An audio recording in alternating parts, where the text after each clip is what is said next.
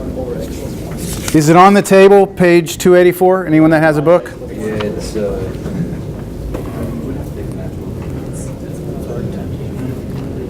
On that table, it should show something like this. The antiderivative of a to the x dx equals a to the x over natural log a plus c. So that, again, these tables that are in your book, you should know, you should refer to them because you'll need them, unless you have that memorized. Whenever we have like a quiz and stuff like that, can we have like a little note card? Yeah, the tables on page, I've referred to 2 tables so far, right, in this class. The table on page 284, I'll provide that for you. And that table from, there was a previous one, I don't remember which one it was, what page it was on. I'll provide that for you also. In fact, your book should have a tear out thing in the back. Let me see. If your book is still new. There's a tear out. Oh, it's gone. There's a tear out on the back. That's probably what I'll use. I'll give it to you before any quiz I give you in class. I'll give you a copy of that, all right? Okay, so what is the antiderivative of 5 to the x then? 5 to the x over natural log of 5. Natural log of 5 is just a number, right? And I want to evaluate that from 0 to 1. Now, why is it that I was able to just do this one, here it is, this one, here it is, minus between them? That was one of the properties of the integrals, right? It's the antiderivative, or the definite integrals, is that if you have subtraction, you can just do each one and subtract the 2. So that's why I'm allowed to do that. Now, plug in 1. So I'm going to do now 2 big sets of parentheses. Plug in 1. So 1 right here, we get 5 halves. Take away 5 to the first power is 5 over natural log 5. And then plug in 0. 0 squared is 0, so we get 0. Take away, what's 5 to the 0? 1 over natural log 5. So this is 5 over 2 minus 5 over natural log 5. And then what does this become? Minus a minus? So plus 1 over natural log 5. Can you combine these two together? They're fractions. They have the same denominator already. I should have included the minus in here. I have negative 5 of those plus 1 of those, so I should have negative 4. So I have 5 over 2 minus 4 over natural log 5. And that's the answer that we'll be looking for. Okay, we're not looking for decimals. We're looking for exact answers. Do you all agree with that? Okay. So anything on that table now is fair game. Anything that you see on that table on that page could come up in a definite integral. And you need to know how to find the antiderivative. Let's do another one here.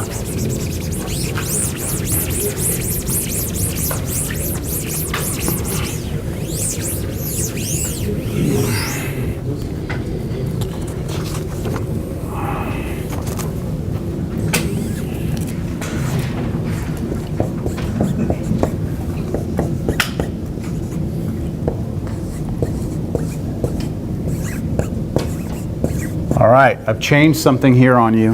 I've done something that we haven't had yet. Anyone notice it? I'm using a trig function. Yes, that's true, but there's something else. I'm using theta, not x, right? I'm using a theta, not an x. The x in the problems we've been doing is just our independent variable. And our independent variable can be any variable we want. So we can call it theta, we can call it y, we can call it z. Whatever the variable is, that's the variable. So in this problem, this is theta, d theta. I treat it like x dx, same thing. It's just remember that theta is going to be in our answers, not x's. So you need to know what the antiderivative of cosecant squared of theta is. What is it? The derivative of tangent of x is secant squared x. The derivative of, so is that on that table? Is it on that table? Is cosecant squared on that table? It's not on the first table? It's probably the next one.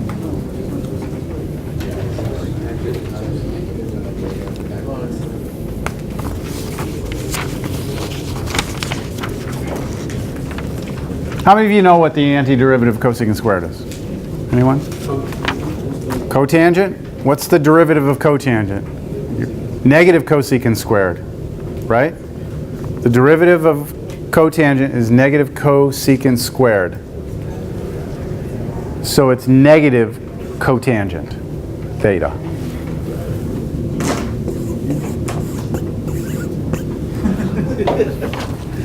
So there's a lot of different things you're going to have to remember from Cal 1 as far as like, oh, the derivative of all those trig functions you need to know. You need to know derivative of sine, derivative of cosine, tangent, cotangent, cosecant, secant. All those you should have somewhere stored into the memory or on a piece of paper, at least for now. So are we okay with that? That's the derivative? Now, why is the negative there again? Because derivative of cotangent of theta is negative cosecant squared theta, but I need it to be positive, don't I? So I need a negative out there to offset the negative and make it positive. Now I need to evaluate from, let's see, pi over 4 here and pi over 3 there. So this equals, here's my double parentheses. I'm going to plug in pi over 3, so negative cotangent pi over 3, and then I'm going to have negative cotangent pi over 4. Yes? In this case, we're not going to use the actual angle of it, since it's pi over 3, we're not going to find it on the chart where it's equal to the square root of 2, anything like that. You know how Yes, you are going to do that. Yep. That's exactly what you want to do. But now this is where your pre-cal and everything else is going to come into play. How are you going to figure out what cotangent of pi over 3 is? And that depends on you, and you, and you, and it's all on you on how you can do that. I'm going to show you how I would do it. And you can, yeah. What you don't want to do is be breaking out your calculator and trying to do cotangent of pi over 3 on it, because this is a common angle. Now, if you're really kind of stuck on it, what's cotangent by definition? It's cosine over sine, isn't it? So this is the same as negative cosine pi over 3 over sine pi over 3 minus negative cosine pi over 4 over sine pi over 4. Does everyone agree with that? Is that all right? Now you need to know what cosine of pi over 3 and sine of pi over 3 are. That you just have to know. So if you need to, maybe it's a unit circle thing. I don't know how you learned your trig functions. I always taught my students to know the unit circle, the common angles. Pi over 3 is 60 degrees, isn't it? And that's the point, what, 1/2 root 3 over 2? Cosine is the x-coordinate, sine is the y-coordinate. Right? So I need to take, let's see, cosine is the x-coordinate, so 1/2 and divide it by root 3 over 2? Y'all follow me or not? Is this, yes. Okay. So this first part here is going to be negative cosine of, that's 1/2 over root 3 over 2. That's this. Minus negative, now let's do pi over 4. Pi over 4 is 45 degrees, right? So that's this one right here, and that's root 2 over 2, root 2 over 2. So isn't that just 1? When I do cosine, it's root 2 over 2, isn't it? Divided by cosine of that angle is root 2 over 2 again. So when I divide the 2, I get 1. So this should just be minus 1. Oh, is it? Are you adding it now? I'm going to add it on the next one, yeah, because I have the minus and then the negative. So it'll become a plus 1 on my next line. And then over here, what does this become? 1 over root cancel. 1 over the square root of 3? Negative though, right? So negative 1 over root 3, and then I have plus 1 here.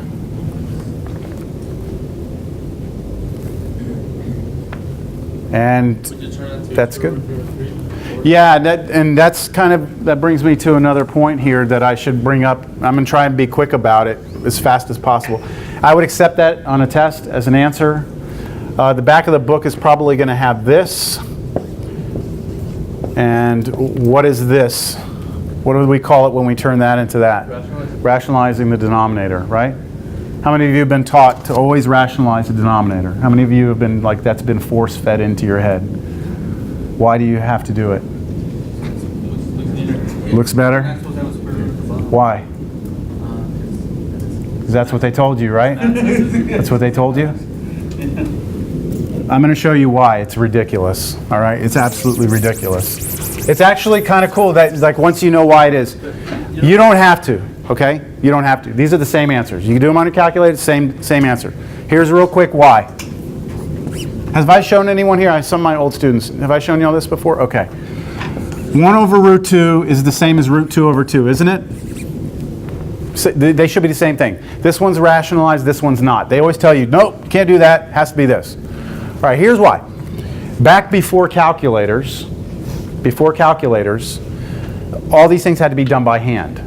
So a student would go into a math class and they would be given, you know, a table or a sheet of paper with like common things on it.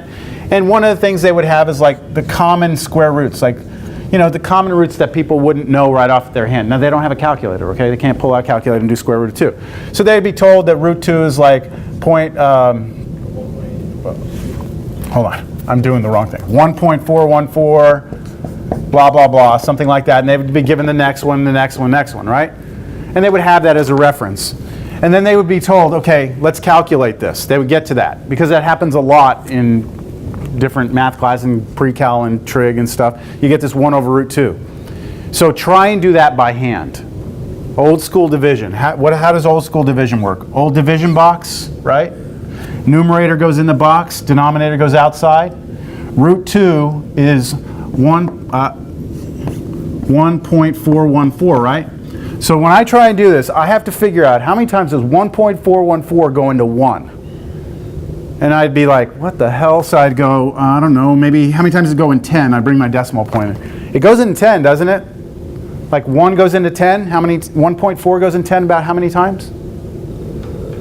You see, everyone's like that, right? Okay, screw this. Do this instead. What goes in the division box this time? Root 2, 1.414. What goes outside?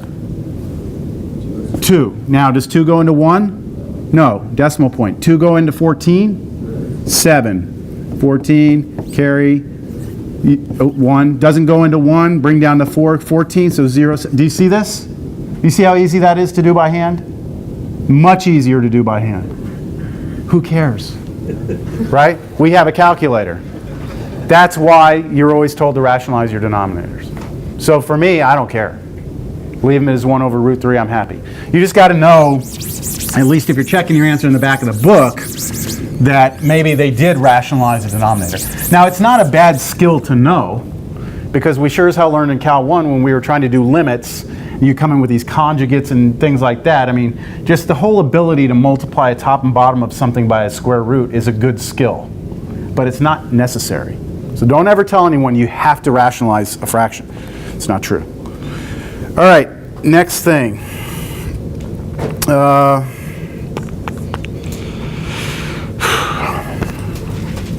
Integral 0 to pi over 4. 1 plus sine squared, let's stick with theta, over sine squared theta d theta. So that's starting to look a little nasty, huh?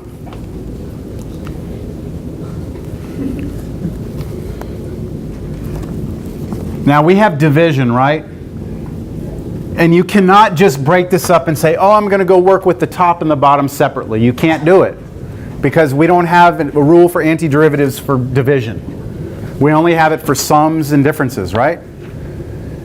So the way we do this, because you have a single term in the denominator, is to break it into two. So let me try breaking this into two. 1 over sine squared, right? What is 1 divided by sine? What's 1 divided by sine? 1 over sine is cosecant, isn't it? So isn't 1 divided by sine squared cosecant squared? So I have cosecant squared, theta, and then I have plus, what's sine squared over sine squared? 1 d theta.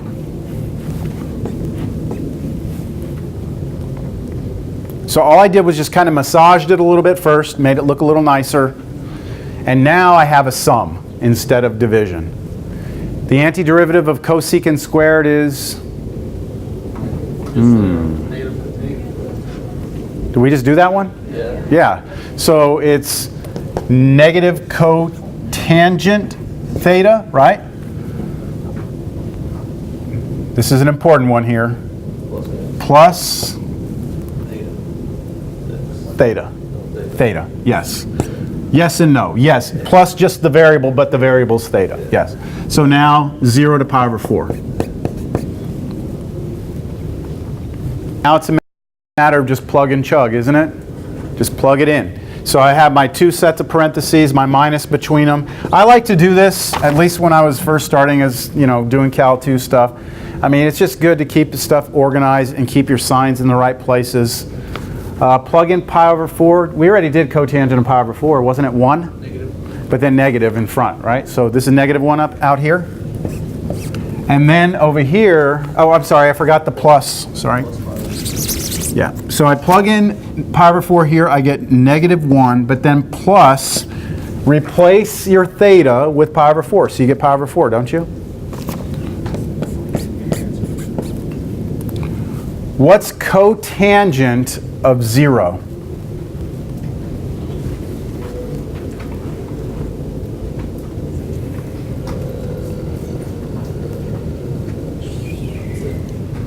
What is cotangent? It's what over what? Cosine over sine. Cosine over sine.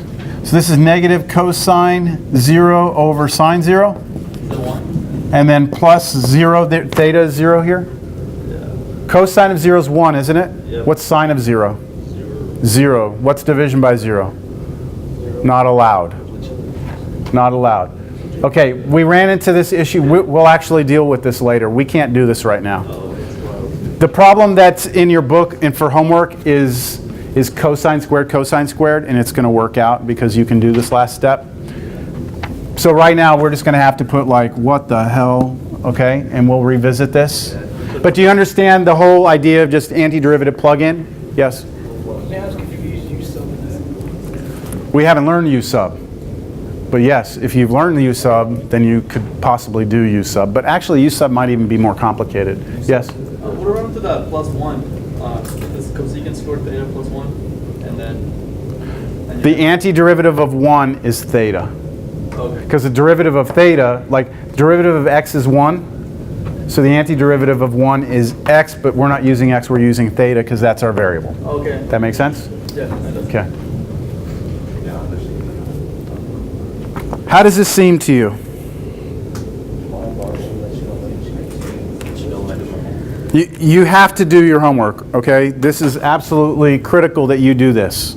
Because right here, for the people who actually have seen a lot of Cal 2, this is the baby stuff, okay? This is the easy stuff. Where we're headed, you're going to wish for this again. Wish for it. So, but the only way to be comfortable moving on, you can do it. You just have to do your homework. You've got to try these problems. I can show you 1,000 problems and it's not enough, all right? All right, how about this one?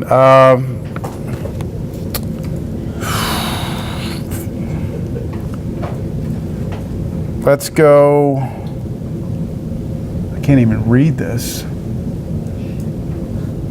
Well, let's just try this.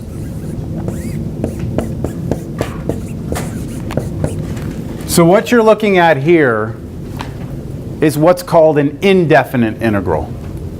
That means I haven't given you limits of integration, right? All I've given you is this. No numbers to plug in, right? So all we want here as an answer is the antiderivative. So this is actually a little easier than what we've been doing because we don't have to plug anything in at the end. So just give me the antiderivative of this. We've done one like this already, but you may not remember it. Well, you can't do top and bottom separately because that's the big rule with integrals. You can't split it up. Yeah. 8 over 1 and 8 over that? No, you pull the 8 out. Yeah, you. 1 over 1 plus. Oh, 8 over, okay, I see what you're saying. So how about this? I heard this. How about just pull the whole 8 out of the integral? You can do that, right? There's nothing wrong with that? Because that's a property that with the integrals, the constants can come out. And what's good about that is 1 over 1 plus x squared is on your sheet, formulas. It's arctangent. So you get 8, and then arctangent, which is tangent inverse of x. And then now we do need to put plus c, because this just means give me the general antiderivative. Okay, so no limits of integration, it's called a what? An indefinite integral.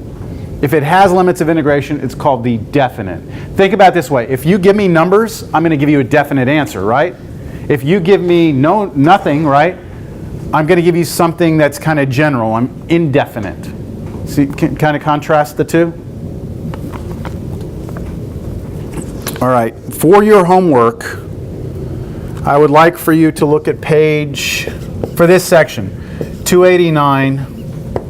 You should do 1 through 27 odd. That's a lot of problems. And that's a minimum. I've told you this before. That's a minimum of what you should do in this class. You know, I've always said you do the evens also, right? Try the evens. And I'll be happy to entertain questions on that at the beginning of our next class. All right. Now,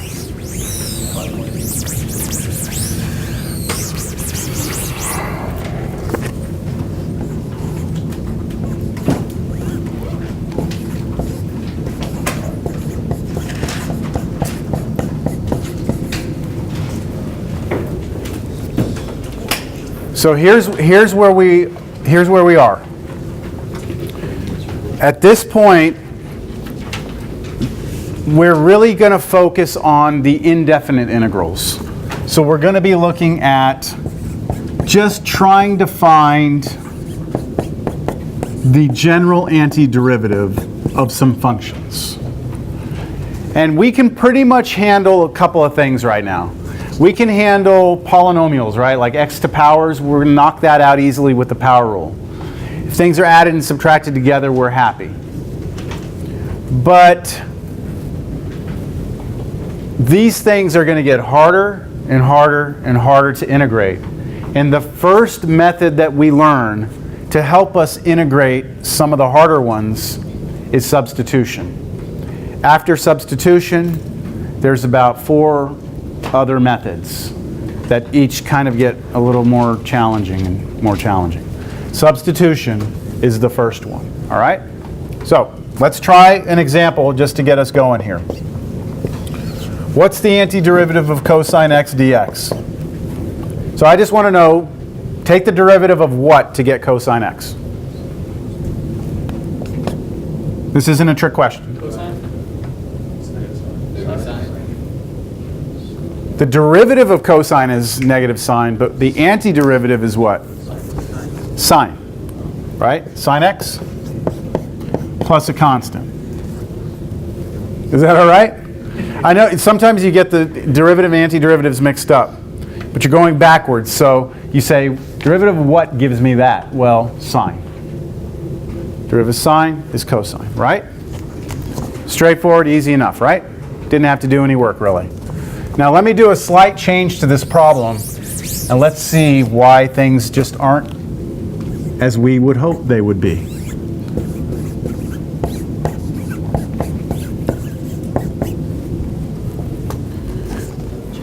So your intuition might be telling you, look, sine 5x, right? It wasn't chain rule. So yeah, if you actually tried that, right, then the derivative of sine of 5x is cosine 5x, but then because of chain rule, you'd have to go in and take derivative of 5x. And derivative of 5x would be what? 5. Do we have a 5 sitting out here anywhere? No. So we wouldn't want that 5 that would come out of that to be there. So what would we have to put over there to make that 5 go away? Pull it out. We'd have to put like a 1/5 out here to account for it, right? So like now if you take derivative of that, it's cosine 5x times 5, right? Times 1/5, the 5 went away, that's this. Do you see that? But we're going to have a different approach to this. But I just want you to see it's not as simple as just, oh yeah, cosine of anything, the antiderivative is just sine of that anything. If there's something in here that's other than just x, it creates a problem already for us. So this is where the idea of substitution comes in. All right, so we're gonna go back to this problem. We're gonna start it over. You look at that, and the first thing you have to realize is that it's not just cosine of a variable, okay? That there's something more involved in there. And now you have to start asking yourself this question. Do you see something? Do you see something? Yes. And its derivative. This is a huge question that we'll be asking ourselves a lot when we work through these techniques of trying to find antiderivatives. Do you see something and its derivative sitting there? Well,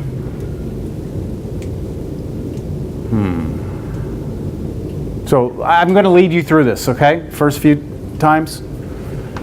Well, how about cosine 5x? I see that, right? Do I see its derivative anywhere? What's the derivative cosine of something? Negative sine, blah, blah, blah, right? Do you see a sine anywhere? No. So maybe I grabbed too much there. How about not the cosine? How about the 5x? What's the derivative of 5x? 5. Do you see a 5 there? Well, but the 5 is what I took the 5, right? I took its derivative, and the derivative was 5, right? But there's really nothing else for me to grab, is there? There's really not anything else here for me to actually go and get.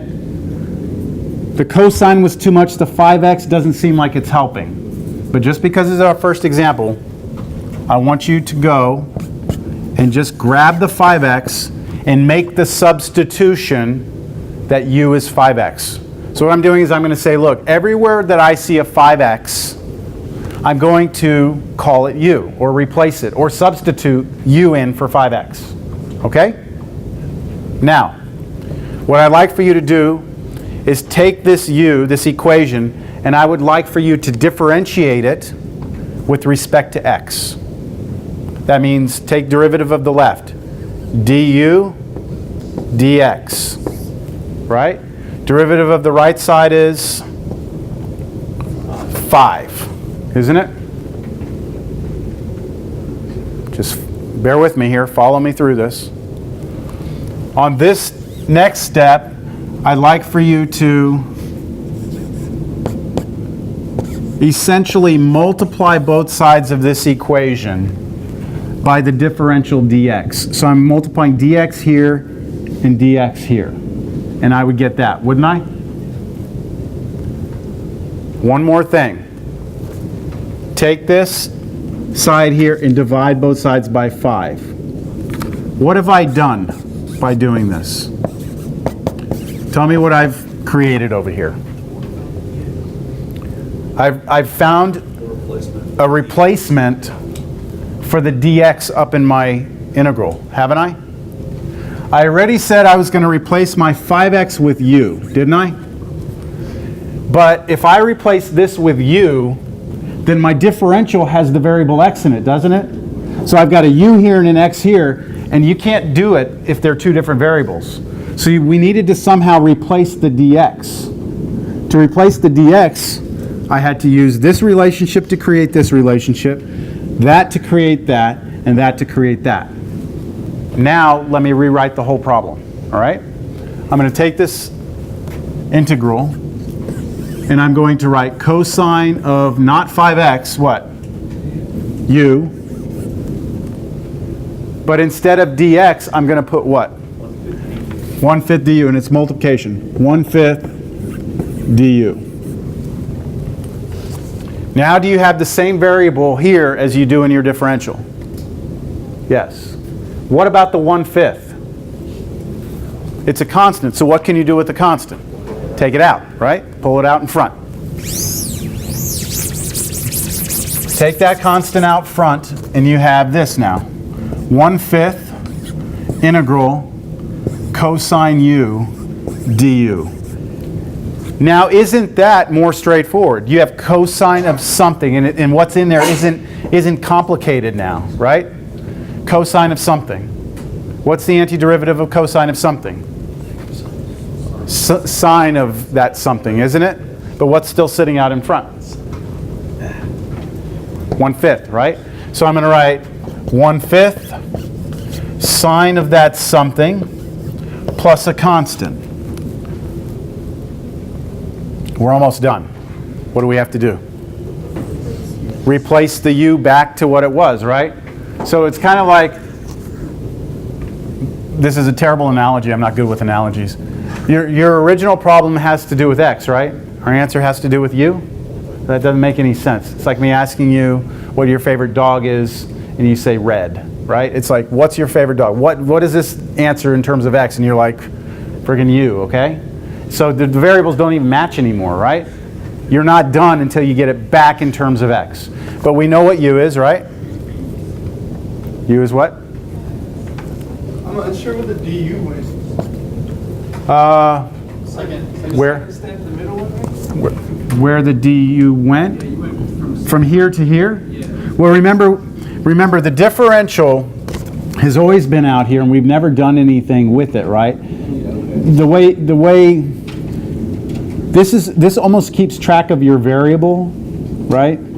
But anytime we've found the actual antiderivative, we've just looked at this part, right?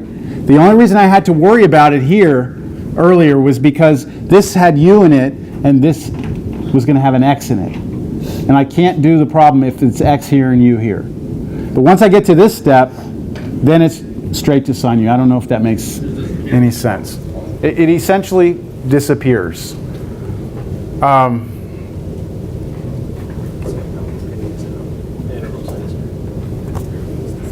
Let me think about it while I'm writing this down, if there's another way I can explain that to you. I'm replacing my u with 5x now, plus c. Right? And that's what we had said, right? Yes? One way that it's been explained before is like exchanging money from country to country. Because you can't use dollar bills in Europe, and Europe can't use dollar bills in America. Are you saying to explain u and x? Yeah. Yeah, I mean, you have to have the same variable. It doesn't make any sense to have x's and u's in your integral. Now, in Cal 3, you'll have x's and y's and z's, and there will be all sorts of, you'll have three differentials. You'll have dx, dy, dz. Yeah, it's exciting. It's all three-dimensional. It's great stuff. Okay, now, next problem. I'm going to do something pretty similar to this. So that's the answer? That's the answer. Sorry, that was the answer. And that checked because remember we said we need to have that 1/5 out in front? We got it. Okay, how about this one? 2x cosine x squared dx.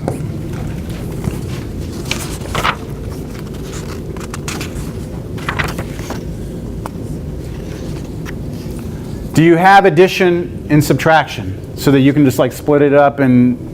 No, you can't do it like term by term. This is all multiplication. Yes, I agree. The antiderivative of 2x is x squared, but you can't separate this, right, into we said that was the big thing you don't do. I don't like to show people the wrong thing, but do not be the student who does that, all right? So our only thing is substitution. Yes? Okay, so you start to look and say, do I see something and its derivative, right? Do I see something and its derivative there? Well, I know that the derivative of x squared is 2x, isn't it? That's a good place to start. So my substitution would be u is x squared, and then take the derivative of each side with respect to x. You get du dx equals 2x, right? Agreed with that?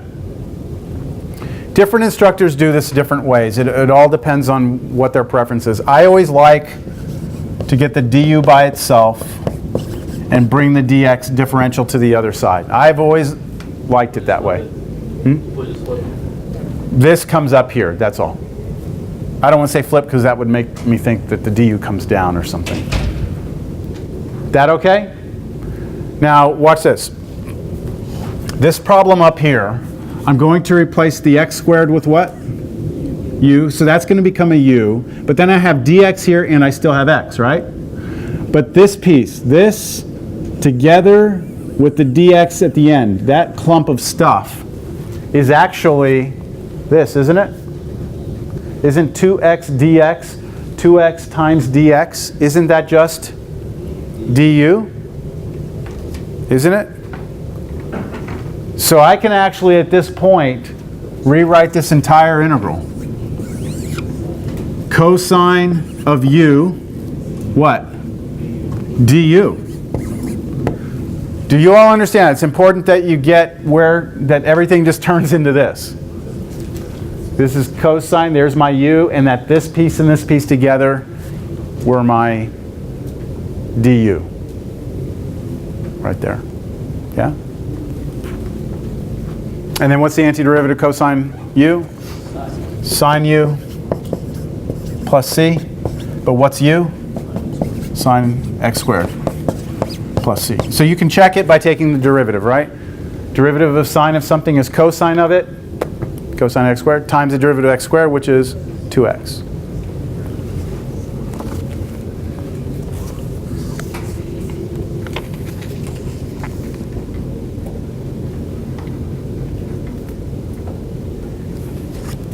All right, I'm going to just keep turning the screws here. And again, for those people who have seen Cal 2 stuff before, they can attest to the fact that there's a whole hell of a lot of screws that I can turn.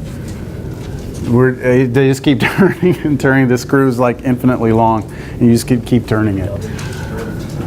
But it's a progression, okay? It's a process. You build up. You get better and better at this stuff.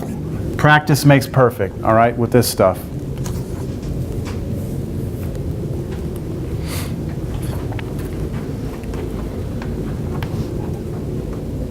So I'm keeping the theme of the cosine just so we don't get bogged down on that right now.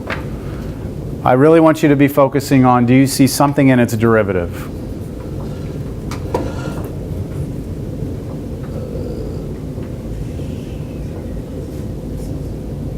So I don't want to grab, well, let's see. How about 5x squared? What's derivative of that? Like 10x. I've got an x cubed. It's not an x. And cosine of this, if I grab that, I need a derivative of that. It's going to have a sine, and forget that, right? If you take the antiderivative of x cubed, you get an x squared, and it does an x squared. If you take the derivative of x cubed, you get an x squared. Okay. Yes. So I could grab the x cubed, right? Derivative of x cubed is 3x squared. I've got a 5x squared. I'm pretty close. But hold on, maybe we could have grabbed a little more. How about grabbing the x cubed and the plus 7? Because what's the derivative of x cubed plus 7? It's still 3x squared, isn't it? So grabbing that constant also doesn't really boggle things up any more than just grabbing this is. So it's this fine game you have to play where you have to grab just enough, not too much, not too little, to make this thing work. Right? So how about x cubed plus 7? You want to try that? U is x cubed plus 7. What's the derivative of this? 3x squared dx. So watch, what did I do there? I already brought that differential over, right? And that's the way I'll probably do it from here on out. I always bring the differential over, so every time I do this, I know it's going to be du, and then it's going to be the derivative of this, dx, because the differential will come over. And now what I try and do is I try and match things up, okay? I try and match things up. So I already handled this. This piece is going to become my u, right? That whole thing's good. What do I have here? I've got a 3. I don't have a 3 up here, right? Let me deal with that in a second. I've got an x squared. There's x squared. I've got a dx. There's dx, right? So would you agree that this piece right here appears right here in my problem right there? So that piece that I just circled, right, is a du, isn't it? Well, not du, sorry. It's a what? It's this piece right here. So what I'm going to need to do in order to get this and this the same is divide 3 on both sides. Right? So watch, I'm going to write this. 1/3 du equals my 3x squared dx. It's not my 3x squared, my x squared dx. Do you buy that? So I saw that this and this matched, but that 3 was too much, so I divided or multiplied by 1/3 on both sides. Now I've got this. Anywhere I see this in my problem, I can replace it with that. Right? So I've got a way of taking care of the x squared, the dx, that's going to be something. Cosine of u is good. What about the 5? Pull it outside the integral. It doesn't matter, right? Yes? Could you just turn it to 5/3? Sure. Instead of pulling like 5? What do you mean? Well, yes, but what do you mean turn it into 5/3? Like because you have the 3 in front, you would have the 1/3. Since you turn it into du, couldn't you just leave it as 5/3 cosine u du? Just put in the 5 instead of the 1. Yeah. You can. I'm just listening to the way you're explaining it to me. Yeah. If you wanted to make that 5 be there so you get a perfect replacement, then what you would do is you would say, I need a 5 here, multiply here, 5 here. So now the 5x squared dx, the 5x squared dx becomes 5/3 du. Yes, Yeah. you could do that. Yes. But I just decided to not even deal with the 5 and just bring it out, and then I'll put it in later. So either way. So down here, now the 5 came out, integral. I've got that cosine, what, u right there? That was my cosine u. And then that x squared dx became what? 1/3 du.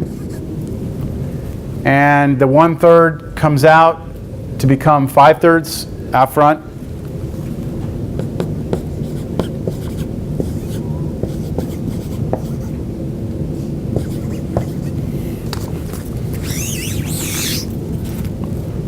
That's a 5/3. And now we're back at the same thing, aren't we? We're at 5/3 sine u plus a constant, but what's u? Be careful here, what's u? X cubed plus 7.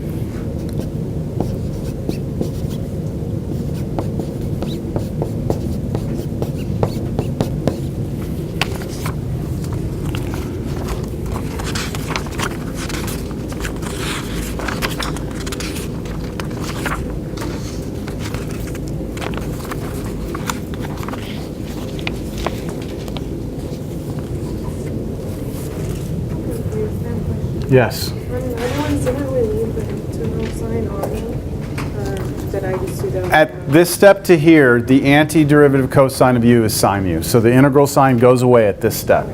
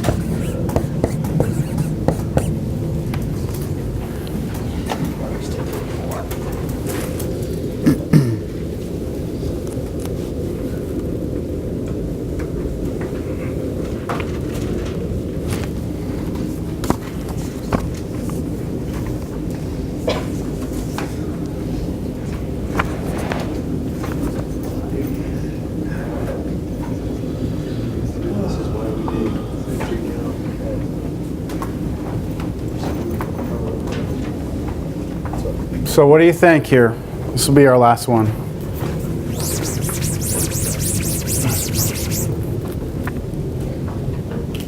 Pretty common in the fact that they're both square roots, so the u would be equal for both of them. Yeah, if you use, but the thing is you want to see something and its derivative, right? You want to try and see something and its derivative. So if you let u be the square root of x, I agree, these would both be u's. But then what's the derivative of the square root of x? It would be x to the 1/2, and you bring it up front. So half x, 1/2 x to the x. Negative 1/2. Negative 1/2. All right, so this is one everyone here should know, okay? Square root, derivative of square root is 1 over 2 root x. That should be hardwired. All right, it should look like that. You should be familiar with that. So I agree it's the 1/2 and you bring it out, x, but you should know it more like this. I think it's much cleaner and much easier to see it this, not see it, but a lot of problems will present themselves that way. And so over here, if I let u be square root of x, right there, do you agree that I've got a square root in the denominator just like that over there? So watch me kind of, again, I'm going to massage this thing a little bit. I'm going to take the, I'll just leave it. Okay.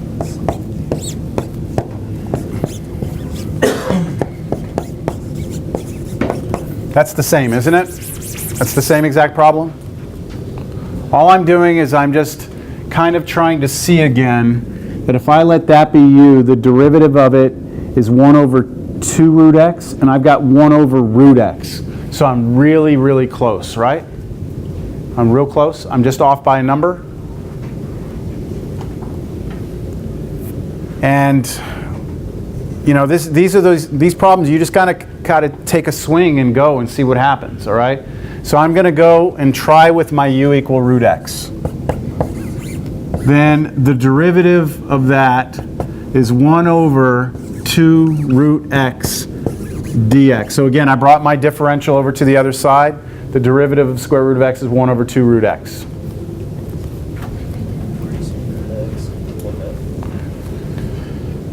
So how am I going to be able to rewrite this piece right here? Sine u over 1. So sine u. 1 over root x.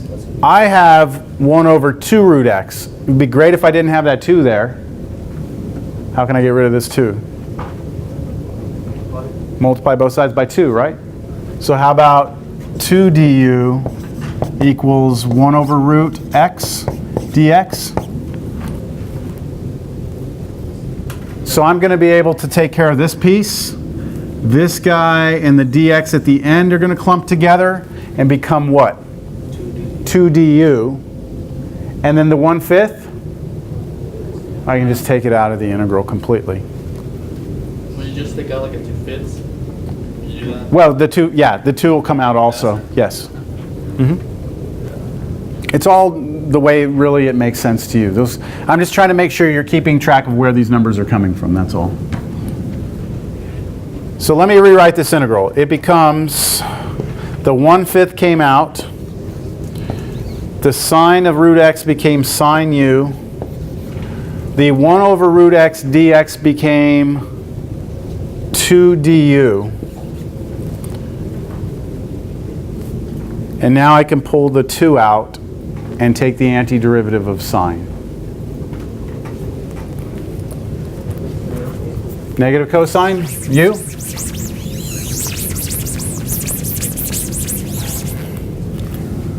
So equals, the 2 comes out over 5, antiderivative of sine was negative cosine of u plus some constant.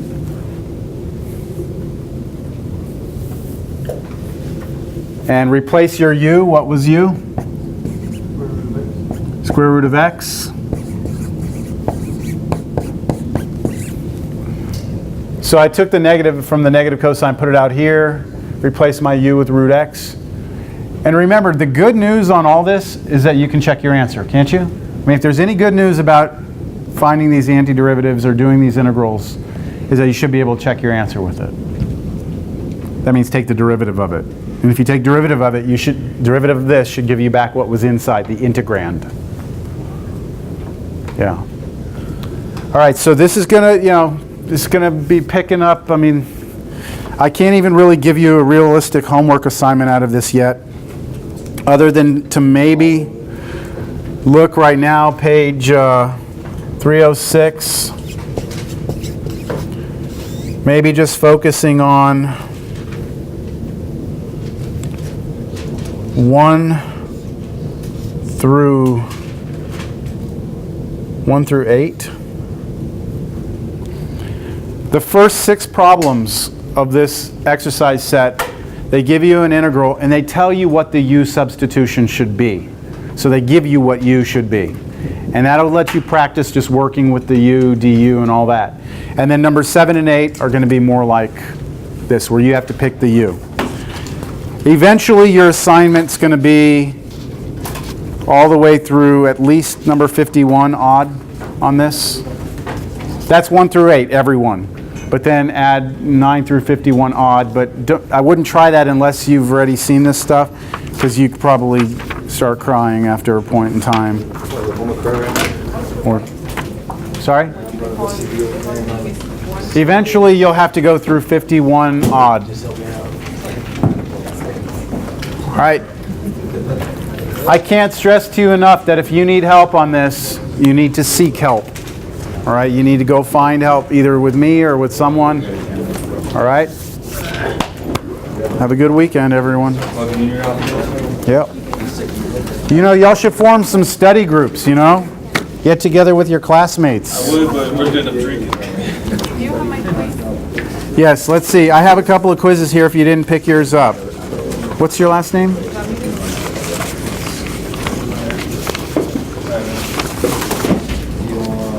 I think that's both of them. Let's see. James, Sarah, or Pamela Vargas? I'm going to leave it right here, okay? Can't turn that in? Or do I turn it in? Is that homework? Yes. Keep it. Yep. Bring it, but I may not call for it. Yeah. Keep doing what you're doing. All right?